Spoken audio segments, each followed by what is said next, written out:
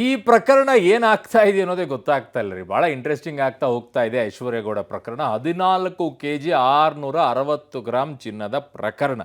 Final ಈಗ ಪೊಲೀಸರು ಅವ್ರನ್ನ ಅರೆಸ್ಟ್ ಮಾಡಿದ್ದಾರೆ. ಅರೆಸ್ಟ್ ಮಾಡಿ ಈಗ ನ್ಯಾಯಾಧೀಶರ ಮುಂದೆ ಕರ್ಕೊಂಡು ಹೋಗ್ತಾ ಇದ್ದಾರೆ ವೈದ್ಯಕೀಯ ಪರೀಕ್ಷೆಯನ್ನು ಮಾಡಿಸ್ಕೊಂಡು. ಏನಾಗುತ್ತೆ, ನ್ಯಾಯಾಂಗ ಬಂಧನಕ್ಕೆ ಕೊಡ್ತಾರಾ ಅಥವಾ ಪೊಲೀಸ್ ಕಸ್ಟಡಿಗೆ ಕೊಡ್ತಾರಾ ವಿಚಾರಣೆಗೆ? ಸೊ ಡಿ ಕೆ ಸುರೇಶ್ ತಂಗಿ ಸೋಗಿನಲ್ಲಿ ಚಿನ್ನ ವಂಚನೆ ಮಾಡಿರುವಂಥ ಕೇಸ್ ಏನಿದೆ, ಆರೋಪಿ ಐಶ್ವರ್ಯಗೌಡ ಪತಿ ಹರೀಶ್ನನ್ನ ಈಗ ಅರೆಸ್ಟ್ ಮಾಡಿದ್ದಾರೆ. ಚಂದ್ರ ಲೇಔಟ್ ಪೊಲೀಸರಿಂದ ಈಗ ಮೊದಲನೇ ಆರೋಪಿ ಆದಂಥ ಐಶ್ವರ್ಯ ಅರೆಸ್ಟ್ ಆಗಿರೋದು. ಎರಡನೇ ಆರೋಪಿ ಆದಂಥ ಪತಿ ಹರೀಶ್ನನ್ನ ಕೂಡ ಪೊಲೀಸರು ಬಂಧಿಸಿದ್ದಾರೆ.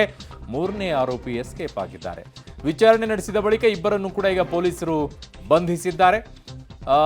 ಮೂರನೇ ಆರೋಪಿ ಧರ್ಮನಿಗಾಗಿ ಪೊಲೀಸರು ತಲಾಶನ ನಡೆಸಿದ್ದಾರೆ. ಈಗ ಕಳೆದ 2 ದಿನಗಳಿಂದ ಧರ್ಮ ಫೋನ್ ಸ್ವಿಚ್ ಆಫ್ ಆಗಿದೆ, ಸಂಪರ್ಕಕ್ಕೆ ಸಿಗ್ತಾ ಇಲ್ಲ. ಬಟ್ ವಿಚಾರಣೆಗೆ ಹಾಜರಾಗಿ ಅಂತ ಅವರಿಗೆ ನೋಟಿಸ್ ಅನ್ನ ಕೂಡ ಕೊಟ್ಟಿದ್ದಾರೆ. ಈಗ ಸದ್ಯಕ್ಕೆ ಅವರು ಸಂಪರ್ಕಕ್ಕೆ ಸಿಗ್ತಾ ಇಲ್ಲ.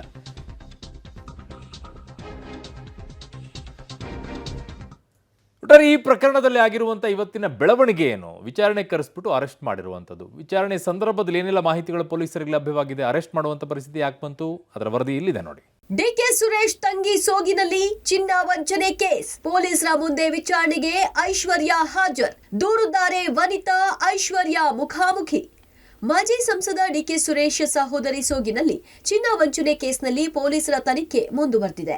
ತನಿಖೆಯ ಆಳಕ್ಕಿಳಿದಂತೆ ಬಂಗಾರದ ಖಜಾನೆಯ ರಹಸ್ಯ ಹೊರಬರ್ತಿದೆ. ಈ ನಡುವೆ ಪ್ರಕರಣದ ಆರೋಪಿ ಡಿಕೆ ಸುರೇಶ್ ನನ್ನ ಅಣ್ಣ ಅಂತ ಹೇಳಿ ಚಿನ್ನ ವಂಚಿಸಿರುವ ಆರೋಪಿ ಐಶ್ವರ್ಯ ಗೌಡ ಇವತ್ತು ಪೊಲೀಸರ ಮುಂದೆ ಹಾಜರಾದ್ಲು. ಪ್ರಕರಣ ಸಂಬಂಧ ನೋಟಿಸ್ ಕೊಟ್ಟ ಹಿನ್ನೆಲೆ ಚಂದ್ರ ಲೇಔಟ್ ಪೊಲೀಸ್ ಠಾಣೆಯಲ್ಲಿ ವಿಚಾರಣೆಗೆ ಹಾಜರಾದ್ಲು. 14 kg 600 ಗ್ರಾಂ ಚಿನ್ನ ಪಡೆದು ವಂಚನೆ ಆರೋಪದಲ್ಲಿ ವಿಚಾರಣೆ ನಡೆದಿದೆ. ದೂರುದಾರೆ ವರಾಹಿ ಜ್ಯುವೆಲರಿ ಶಾಪ್ ಒಡತಿ ವನಿತಾ ಐತಾಳ್ ಹಾಗೂ ಐಶ್ವರ್ಯ ಗೌಡಳನ್ನ ಮುಖಾಮುಖಿ ಕೂರಿಸಿ ವಿಚಾರಣೆ ನಡೆಸಲಾಗಿದೆ.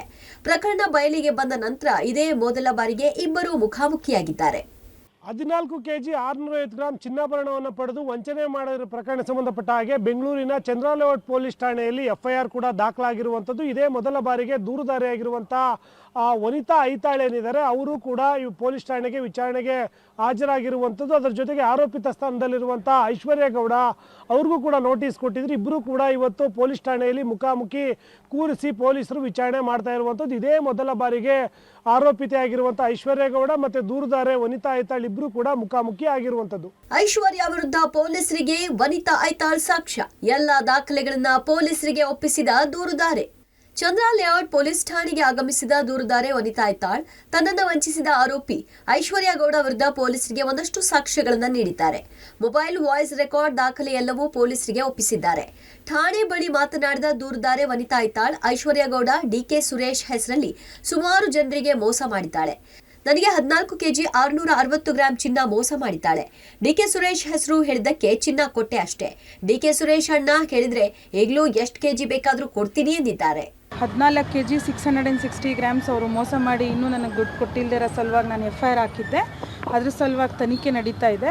ಸೊ ಅದಕ್ಕೆ ಸಂಬಂಧಪಟ್ಟಂಥ ಡಾಕ್ಯುಮೆಂಟ್ಸು ಅಥವಾ ಅವ್ರ ವಾಯ್ಸ್ ರೆಕಾರ್ಡಿಂಗ್ ಆಗಲಿ ಅದೆಲ್ಲ ನಿನ್ನೆ ಮೊನ್ನೆಯಿಂದ ಮಾರ್ಜರ್ ನಡೀತಾನೆ ಇದೆ. ಇವತ್ತು ಫೈನಲ್ ಆಗಿ ಎಲ್ಲ ಕೊಟ್ಟು ಬಂದಿದ್ದೀವಿ. ಈಗ ನನ್ನ ಹತ್ರನೇ ಅವ್ರು 14 kg 660 ಗ್ರಾಮ್ ತೊಗೊಂಡು ಕೊಟ್ಟಿಲ್ಲದೆ ಮೋಸ ಮಾಡಿ ಅದಕ್ಕೆ ಡಿಕೆ ಸುರೇಶ್ ಅಣ್ಣ ಇದ್ದಾರೆ ಅಂತ ಹೇಳಿ ಪಾಪ ಆ ಗಣ್ಯ ವ್ಯಕ್ತಿಗಳನ್ನ ನೇಮನ್ನು ಹಾಳು ಮಾಡಿ ಎಲ್ಲರಿಗೂ ಮೋಸ ಮಾಡಿ ಇದೇ ಥರ ನಾನು ಈಗಲೂ ಹೇಳಿದ್ದೀನಿ, ಇದೇ ಥರನೇ ಅಣ್ಣನ ಹೆಸರು ಹೇಳ್ಕೊಂಡು ಸುಮಾರು ಜನಕ್ಕೆ ಮೋಸ ಮಾಡಿದ್ದಾರೆ.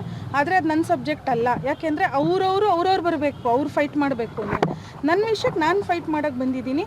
ಅದು ಡಿಕೆ ಸುರೇಶ್ ಸರ್ ಅಲ್ಲ ಅಂತ ಅದು ಧರ್ಮ ಅವರೇ ಮಾತಾಡಿದ್ದಾರೆ. ಅದಕ್ಕೆ ಅವ್ರು ನಾನು ಮಾತಾಡಿದ್ದೀನಿ ಅಂತ ಒಪ್ಕೊಂಡಿರೋದು ಎಲ್ಲ ಕೂಡ ನಾನು ಈಗಾಗಲೇ ಕ್ಲಾರಿಟಿ ಜನತೆಗೆ ಸಿಕ್ಕಿದೆ.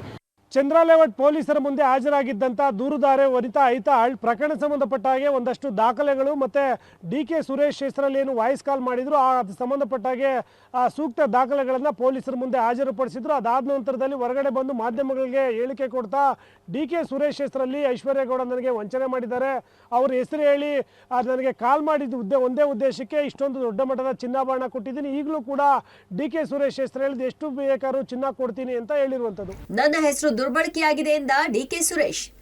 ತಮ್ಮ ಹೆಸರು ಹೇಳಿಕೊಂಡು ಚಿನ್ನ ವಂಚಿಸಿರುವ ಕೇಸ್ ಸಂಬಂಧ ಮಾಜಿ ಸಂಸದ ಡಿಕೆ ಸುರೇಶ್ ಪ್ರತಿಕ್ರಿಯಿಸಿದ್ದಾರೆ. ನನ್ನ ಹೆಸರು ದುರ್ಬಳಕೆಯಾಗಿದೆ, ಕ್ರಮ ಕೈಗೊಳ್ಳೋಕೆ ದೂರು ಕೊಡ್ತೀನಿ ಎಂದಿದ್ದಾರೆ. ಐಶ್ವರ್ಯ ಗೌಡ ಪರಿಚಯ ಬಗ್ಗೆ ಮಾತನಾಡಿದ ಡಿಕೆ ಸುರೇಶ್, ಒಂದು ಕಾರ್ಯಕ್ರಮಕ್ಕೆ ಐಶ್ವರ್ಯ ಗೌಡ ಕರೆದಿದ್ರು ಹೋಗಿದ್ದೆ, ಇನ್ನೊಂದು ಕಾರ್ಯಕ್ರಮಕ್ಕೆ ಕರೆದಿದ್ರು ಹೋಗ್ಲಿಲ್ಲ. ನಮಗೆ ಇರೋದು ಒಬ್ಳೆ ತಂಗಿ, ಇನ್ನೊಬ್ಳು ತಂಗಿ ಹೇಗ್ ಬಂದ್ಲು ಅಂತ ನಮ್ಮಣ್ಣ ಬೇಜಾರಾಗಿದ್ದಾರೆ. 2-3 ದಿನಗಳಲ್ಲಿ ಪೊಲೀಸ್ ಆಯುಕ್ತರಿಗೆ ದೂರು ಕೊಡ್ತೀನಿ ಅಂದ್ರು ಡಿಕೆ ಸುರೇಶ್.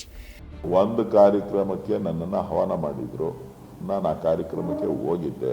ಬಿಟ್ಟರೆ ಇನ್ಯಾವುದು ನನಗೂ ಅವ್ರಿಗೂ ಯಾವುದೇ ಸಂಬಂಧ ಆಗಲಿ. ನನಗಿರೋಳು ಒಬ್ಬಳೇ ತಂಗಿ, ನಮ್ಮಣ್ಣ ಬೇಜಾರು ಮಾಡ್ಕೊಬಿಟ್ಟವನಂತೆ. ನನಗೆ ಗೊತ್ತಿಲ್ಲ ಇನ್ನೊಂದು ತಂಗಿ ಯಾರು ಅಂತ. ಯಾರೇ ನನ್ನ ಹೆಸರನ್ನು ಬಳಕೆ ಮಾಡಿಕೊಂಡ್ರು ಕೂಡ ಅದು ನನ್ನ ಅಪರಾಧ. ನಾನು ಅದನ್ನು ಕೂಡ ಪರಿಶೀಲನೆ ಮಾಡಿ ಸಂಬಂಧಪಟ್ಟಂಥ ಪೊಲೀಸರ ಹತ್ರ ವಿಚಾರಣೆ ಮಾಡಿ ಏನಾಗಿದೆ ಅನ್ನೋದನ್ನು ತಿಳಿಸಿ ಸದ್ಯದಲ್ಲೇ ನಾನು 1-2-3 ದಿನದಲ್ಲೇ ಪೊಲೀಸ್ ಕಮಿಷನರ್ಗೂ ಕೂಡ ನಾನು ಇದರ ಬಗ್ಗೆ ದೂರನ್ನ ದಾಖಲೆ ಮಾಡ್ತೇನೆ. ಚಿನ್ನ ಹೆಸರಲ್ಲಿ ಕೋಟಿ ವಂಚನೆ ಪ್ರಕರಣ ಸಂಬಂಧ ಪೊಲೀಸ್ ಕಮಿಷನರ್ ಬಿ ದಯಾನಂದ್ 2 ಪ್ರಕರಣಗಳ ಸಂಬಂಧ ತನಿಖೆ ನಡೆಸ್ತಾ ಇದ್ದಾರೆ. ಆರೋಪಿಗಳ ಸಹಕಾರದ ಅನ್ವಯ ಅರೆಸ್ಟ್ ಮಾಡಲಾಗುತ್ತೆ ಅಂತ ಮಾಹಿತಿ ನೀಡಿದ್ರು. ವಂಚನೆಯ ಪ್ರಕರಣ ದಾಖಲಾಗಿದೆ. ಅದರ ಬಗ್ಗೆ ಸ್ಥಳೀಯ ಪೊಲೀಸರು ತನಿಖೆ ಮಾಡ್ತಾ ಇದ್ದಾರೆ. ಆರೋಪಿಗೆ ಅಥವಾ ಆರೋಪಿತೆಗೆ ನೋಟಿಸನ್ನು ಕೊಡಲಾಗಿದೆ. ಅದರ ತನಿಖೆಯ ಪ್ರಕ್ರಿಯೆಗಳೇನಿದೆ ಅದಕ್ಕೆ ಪೂರಕವಾಗಿ ಪೊಲೀಸರು ಕಾರ್ಯವನ್ನು ವಹಿಸ್ತಾ ಇದ್ದಾರೆ. ಆ ಆರೋಪಿ ಅಥವಾ ಆರೋಪಿತೆಯರು ಏನಿದ್ದಾರೆ ಅವರು ಯಾವ ರೀತಿ ತನಿಖೆಗೆ ಸಹಕರಿಸ್ತಾರೆ ಅನ್ನೋದರ ಆಧಾರದ ಮೇಲೆ ನಮ್ಮ ಪ್ರಕ್ರಿಯೆಗಳು ನಿರ್ಭರ ಆಗಿರ್ತವೆ. 2 ದಿನಗಳಿಂದ ನಟ Dharmendra phone switch off. DK Suresh ಸಹೋದರಿ ಸೋಗಿನಲ್ಲಿ ಚಿನ್ನ ವಂಚನೆ ಕೇಸ್ನಲ್ಲಿ ಸ್ಯಾಂಡಲ್ವುಡ್ ನಟ ಧರ್ಮಗೆ ಸಂಕಷ್ಟ ಶುರುವಾಗಿದೆ. ವನಿತಾ ಐತಾಳ್ಗೆ ಐಶ್ವರ್ಯ ಹೇಳದಂತೆ ಡಿಕೆ ಸುರೇಶ್ ಸೋಗಿನಲ್ಲಿ ಕರೆ ಮಾಡಿ ಮಾತನಾಡಿದ್ದಾರೆ. ಧರ್ಮರನ್ನ ಡಿಕೆ ಸುರೇಶ್ ಅಂತ ನಂಬಿಸಿ ಮಾತನಾಡಿರೋ ಆಡಿಯೋ ರಿವೀಲ್ ಆಗಿತ್ತು. ಬಳಿಕ ವನಿತಾ ಧರ್ಮಗೆ ಕರೆ ಮಾಡಿ ಕ್ಲಾಸ್ ತೆಗೆದುಕೊಂಡಿದ್ರು. ಡಿಕೆ ಸುರೇಶ್ ಅಂತ ಮಾತನಾಡಿದ್ದು ನಾನೇ ಅಂತ ಒಪ್ಕೊಂಡಿದ್ದಾರೆ. ಐಶ್ವರ್ಯ ಗೌಡ ಮಾತು ಕೇಳಿ ಈ ರೀತಿ ಮಾತನಾಡಿದೆ, ಈ ರೀತಿ ನಿಮ್ಗೆ ಮೋಸ ಮಾಡ್ತಿದ್ದಾರೆ ಅಂತ ನಂಗೆ ಗೊತ್ತಿಲ್ಲ ಅಂತ ಹೇಳಿದ್ರು. ಇದರಿಂದ ಪೊಲೀಸರು ನಟ ಧರ್ಮಗೂ ನೋಟಿಸ್ ನೀಡಿದ್ದಾರೆ. ಆದ್ರೆ ಕಳೆದ 2 ದಿನಗಳಿಂದ ಧರ್ಮ ಮೊಬೈಲ್ ಸ್ವಿಚ್ ಆಫ್ ಆಗಿದೆ. Crime bureau, public TV.